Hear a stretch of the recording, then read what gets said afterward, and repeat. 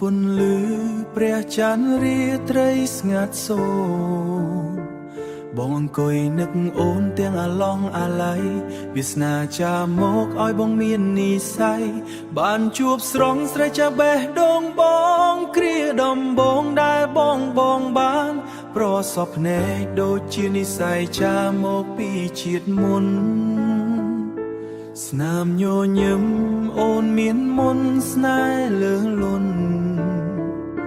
រំលាយរាល់ទុក្ខកង្វល់ក្នុងទ្រូងបងទោះបីលោកនេះមានមនុស្សរាប់លានក៏គ្មានអ្នកណាអាចមកជំនួសត្រើនត្រើយបងសូមសន្យានឹងអូនមានស្ងួននៅថែរក្សាអូនរហូតដល់សូន្យសង្ខា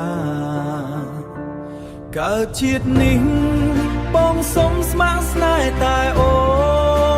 នទូសមុទ្ររីងស្ងួតភ្នំរលីក៏មិនប្រែបេះដូងមួយនេះមានតែអូនម្នាក់គត់ជាម្ចាស់ថែមិនឲ្យមានអ្នកណាមានសិទ្ធចូលក្បែរសូមឲ្យទេវតាជួយធ្វើជាសាក្សីនៃក្តីភាំងក្តីដែលបងមានចំពោះអូន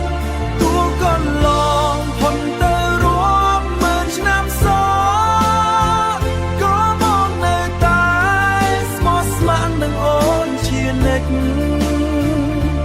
នៅរាល់ពេលដែលអូនស្ថិតក្នុងរង្វង់ដៃបងមានអារម្មណ៍ថាកក់ក្រវ័យ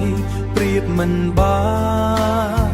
ស្នេហ៍អូនគឺជាកម្លាំងចិត្តដែលបងមានដំតស៊ូជារាល់ឧបសគ្គជីវិតបងមិនព្រមឲ្យដំណក់ទឹកភ្នែកអូនស្រង់